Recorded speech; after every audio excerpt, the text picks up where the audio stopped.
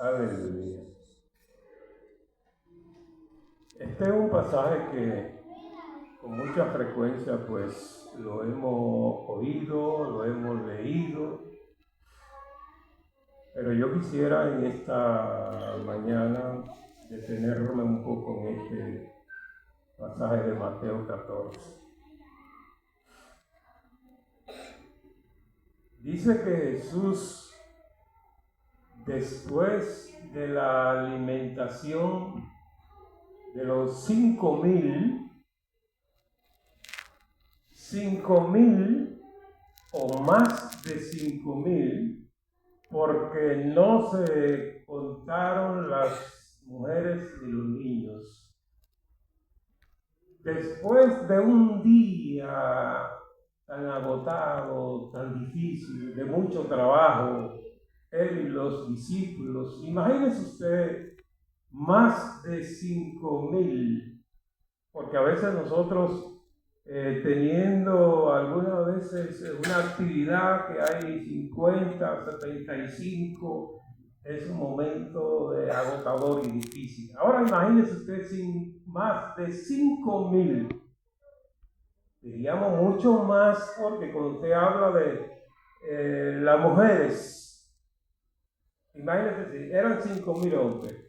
Si decimos las mujeres, y de eso algún 70% de esas mujeres tenían su esposo. Los niños, que algunas podían tener 3, 4, 5, 10, muchos, ¿verdad?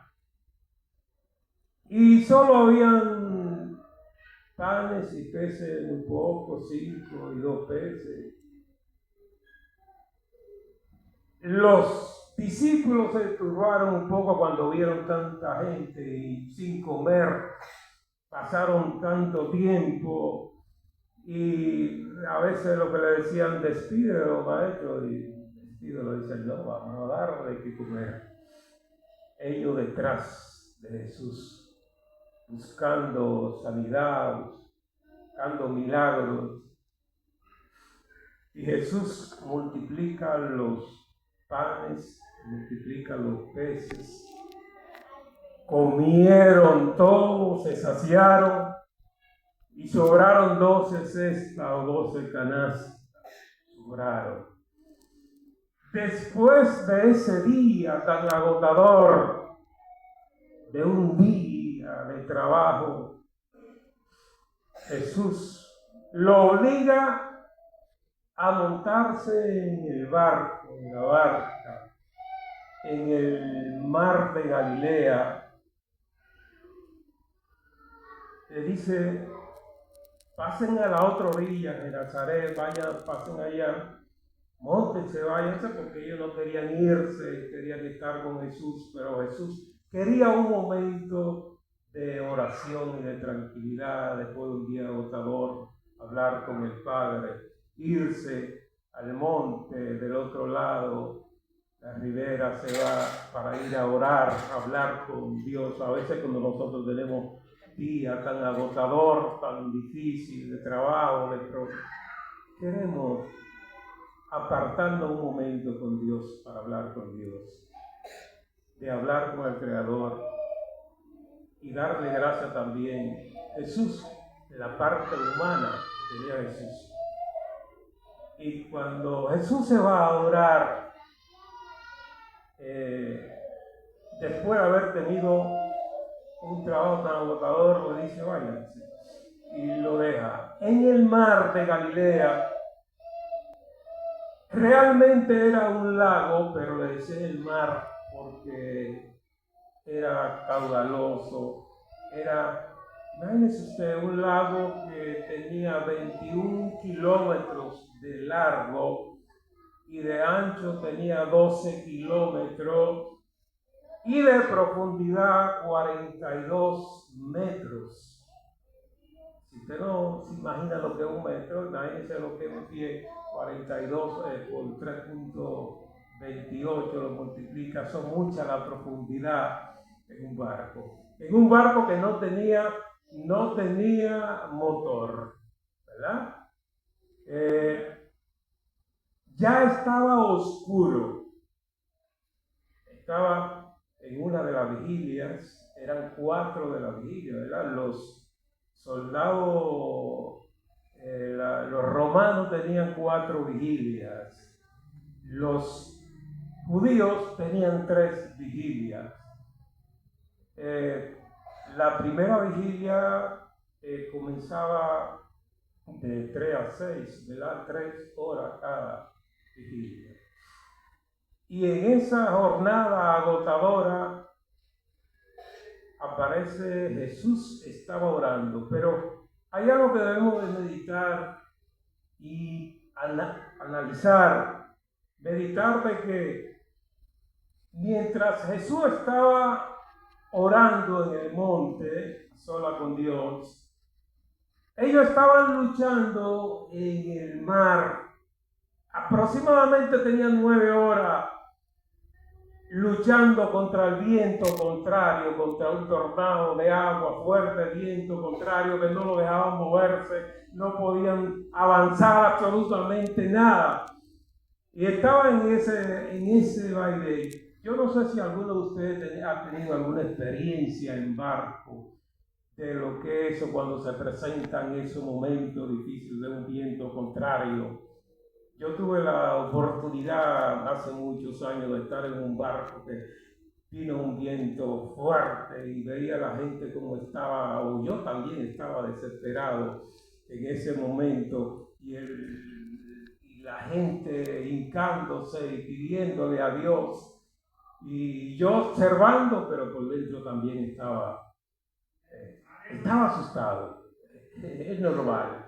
Y la gente no sabía lo que iba a hacer, y veía a la gente un poquito atormentada. Había gente que tenía mucha experiencia en el agua, pescadores que tenían experiencia y sabían nadar. Cuando yo vi que ellos se quitaron los zapatos y estaban asustados, yo dije, bueno, la cosa es difícil. Y la gente con se le pusieron los ojos morados y algunos estaban hasta exteriorizando lo que tenían adentro. Y veía al capitán desesperado.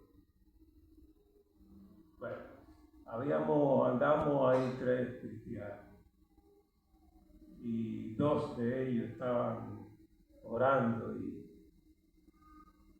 bueno, el Señor tuvo misericordia. El Señor tuvo misericordia. Ellos tenían 9 horas luchando contra el viento contrario. Los discípulos tenían 9, dentro de eso estaba Pedro. El Señor, podemos decir que sabía lo que estaba sucediendo. Y decimos que era un proceso que estaban pasando los discípulos, él lo estaba dejando porque era un proceso de enseñanza que él quería dejarle, para después que se fueran, ellos podían seguir hacia adelante, bueno, estando él, pero físicamente no en la presencia del Señor. Y estaban luchando. Llega la 4ª vigilia de 3 de la madrugada a 6 de la mañana, llega la 4ª vigilia y todavía están luchando y no pueden. Imagínense ustedes cómo se sentían aquellos. Pero el maestro estaba tranquilo. Luego el maestro aparece. Aparece el maestro cuando dice, ya es la oportunidad. Y él es el maestro en el momento indicado y que ellos estaban desesperados, ya decían, bueno, no había una luz porque no podían tener ninguna, porque imagínate tú, el viento no lo iba a dejar, si perdían una vela o una lámpara, el viento lo iba a apagar, era oscuro totalmente. Y en medio de la oscuridad aparece el maestro. Y lo primero que dicen ellos es un fantasma. ¿Qué lo hizo pensar que era un fantasma? Estaban turbados. Vivíamos, es natural. El ser humano en momentos difíciles se turbe y a veces no sabe ni siquiera diferenciar las cosas elementales, ¿verdad? A veces no sabe diferenciar ni siquiera el nombre del hijo, a veces se lo olvida en el momento que está turbado. y le dice un nombre por otro, y a veces momentos difíciles, no sabe dónde está la llave y la llave está ahí frente a él, turbado porque le dieron una noticia difícil, ¿verdad? Nos turbamos. Y ellos estaban turbados del momento, decían, vamos a perecer. Miren, que habían ya ellos pasado una experiencia parecida, sin embargo, no cambió la actitud. Una experiencia parecida, si nos trasladamos al capítulo 8 atrás, vemos que estaba el maestro durmiendo en la barca y se presentó un viento fuerte, contrario, y ellos comenzaron a gritar, maestro, perecemos. Y él dijo, calma, estoy aquí, calma, hombre de poca fe, le llamó también, hombres de poca fe a ellos, le dijo hombre de poca fe porque dudaste, ¿por qué dudaron? Yo estoy aquí, estaba durmiendo, también era un proceso de enseñanza para los discípulos, y cuando calmó la tempestad, entonces ellos retiraron y volvieron, y dijeron, maestro, eres tu maestro. Pero en esta ocasión llamaron un fantasma, diríamos nosotros, oye, y nosotros creemos en fantasmas. Y tanta gente a veces que dice, porque un fantasma son cuando aparecen esos espíritus del mundo de los vivos, dicen ellos, los griegos, tenían esa influencia de la supervisión de los griegos, ¿no? Que estaban dominados por el dominio de los griegos, greco romanos. Y creían en eso, la mitología griega creía en esos fantasmas, y ellos estaban influenciados y dijeron un fantasma en la oscuridad, es cierto, no lo diferenciaban, pero oye lo que dijeron, un fantasma. Ellos creían que el fantasma era esos espíritus que vienen, ¿verdad? Los espíritus que vienen, según ellos, ¿verdad? La mitología griega, que aparecían de uno que murió y el espíritu viene. Y entonces viene, dicen que a arreglar, a buscar lo que dejaron o decir qué fue lo que pasó. Y todo eso era una mitología. Y ellos estaban influenciados en la mitología. Un fantasma fue lo que gritaron, un espíritu. A veces hay personas, es importante decir esto porque a veces hay personas que aún estando en la iglesia a veces creen, ay, que mi mamá apareció después de haber muerto, dicen, me habló anoche, sí, fulano me apareció y me habló anoche. Hay gente que ustedes no creen que hay gente que ha dicho eso, que dice que el espíritu salió. Pero eso sabemos de mentira, porque dice la Biblia en Hebreos 9:27, dice, después de la muerte, el juicio. Es necesario que el hombre muera una vez, pero después de la muerte viene el juicio. Ellos no se gobiernan y están ahí, no van a salir. Eso es falso. Hay muchísima gente, el enemigo lo engaña y le aparecen cosas que parecen ser, pero eso es mentira. Para aquellos que creen en eso de que se le apareció y que mi papá me habló anoche.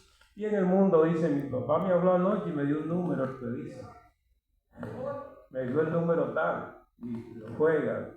Y entonces se le apareció. Y Señor, después de eso dice el Señor, yo soy, no temas. Ellos escucharon la voz, yo soy, no temas, una voz que nos tranquiliza, nos da paz, nos da bonanza. Ese yo soy es un término, determinantemente que es un término teológico. Cuando Jesús se le aparece a Moisés en la zarza ardiente, Jesús se le aparece y le dice, yo soy el padre de Abraham, de Isaac, de Jacob. Yo soy. Cuando se le aparece en la zarza ardiente en aquel monte, Jesús se le aparece, ese yo soy. Y en el Éxodo 22, Jesús dice, yo soy que lo sacó de Egipto, el que lo sacó de la casa de servidumbre, le dice a su pueblo. Yo soy. Y en Isaías hay muchos otros más, en el 40 Isaías y 44 que aparece el yo soy. Y Jesús le dice, yo soy, no temas. Yo soy, no soy un fantasma. Yo soy Jesús. Y cuando ellos escucharon esa voz, inmediatamente reaccionaron. El primero que reacciona es Pedro. Y Pedro le dice: si eres tú, Señor, manda que yo camine sobre las aguas. Y él le dice: Pedro. Sabemos que Pedro era extrovertido, rápido, y reaccionaba. Los demás se quedaron allá, pero Pedro dijo que camine, dice el Señor: ven. Y comenzó Pedro a caminar sobre las aguas. Por ahí viene caminar. A veces le pedimos cosas al Señor. Le pedimos cosas al Señor que a veces, cuando le pedimos cosas al Señor, a veces no sabemos ni siquiera por qué le pedimos eso. Y a veces no creemos en lo que le estamos pidiendo, como ha habido algunos que le han pedido: levanta a ese muerto, Señor, resucítalo. Y cuando el muerto se levanta, sale corriendo, a correr. Entonces, Pedro comenzó a caminar sobre las aguas, Pero había algo que comenzó a mirar la tormenta, el viento también. No podemos mirar a Jesús y mirar la tormenta. Mirar a Jesús y mirar los problemas. Mirar el problema, el dolor, la angustia y olvidarnos de Jesús. Hay que mantenerse mirando a Jesús. No desviar la mirada. No podemos hacer dos cosas a la vez. Ponen a mirar la tormenta. Ahí mismo la tormenta arreció. Vamos a ver si es verdad que está caminando. Comenzó fuerte la tormenta y él comenzó a mirar la tormenta y comenzó a hundirse. Comenzó a hundirse y a gritar y a llorar: sálvame, Señor. Es bueno ver la verdad. Cuando vemos la verdad, ahí sí sabemos si realmente somos o no somos. Y comenzó a hundirse. Y cuando comenzó a hundirse, el Señor le dice, cuando comenzó a clamar, el momento que estamos inmersos en la profundidad, en el abismo, ya del problema, del dolor, el Señor, y tú comienzas, pero lo bueno que tuvo Pedro fue que comenzó entonces a llamar. Ahí dijo el Señor, no dijeron que era un fantasma: Señor, sálvame. Y el Señor entonces le agarra, extiende la mano. El Señor, Él no se olvida. En los momentos que le aclamamos no se olvida. Pero no se deje confundir y turbar por las voces, los agoreros. No se deje confundir y a decirle: vaya donde fulano de tal, que ese te resuelve el problema. El niño está enfermo y fulano te le vence al mal y te dice: no. Mantén tu mirada en Jesús. Ese es el tema, por cierto. Mantén la mirada en Jesús. No desvíe tu mirada para que no te hunda aún estando en el problema, para que el Señor te rescate y te levante. Pedro comenzó a hundirse porque miró hacia el lado. Podemos perder la vida en segundos si usted está conduciendo un vehículo y se pone a mirar a los lados. El Señor tenemos que ponernos un parámetro, como se le dice, no sé qué otra cosa tiene ese nombre, de lo que lo ponen a los caballos, un parámetro. ¿Cómo se llama? Cabestro, también, correcto, gracias. Para no mirar hacia los lados. Pedro miró y la tormenta dice: vamos a ver, y comenzó a arreciar. Y Pedro miró hacia el lado y comenzó a hundirse. ¡Sálvame, maestro! El maestro tuvo misericordia. ¿Por qué tiene misericordia? Lo agarra. ¿Sabe qué dice en hebreo? Hebreo 12:2 dice, puesto los ojos en ¿quién?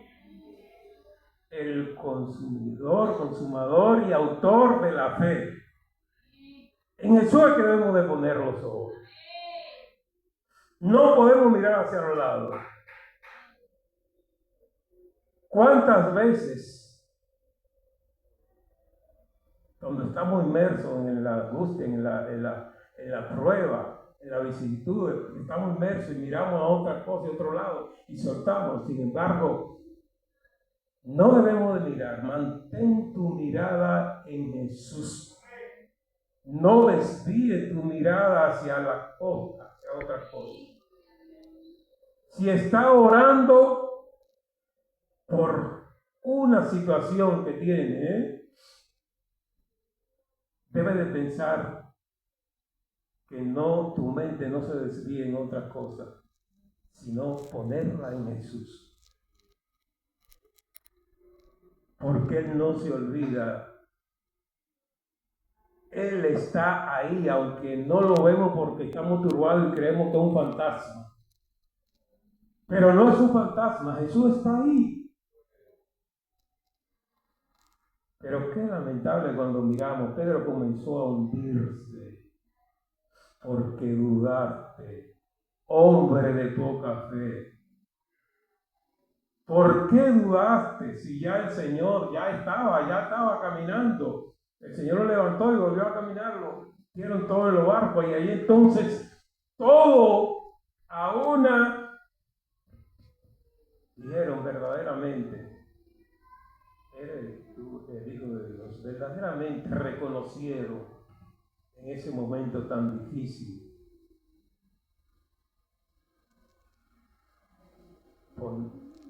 Mantén tu mirada en Jesús. No te dejes turbar por la situación en que estás. No es que el enemigo envíe un mensajero para turbarte. No es que el viento contrario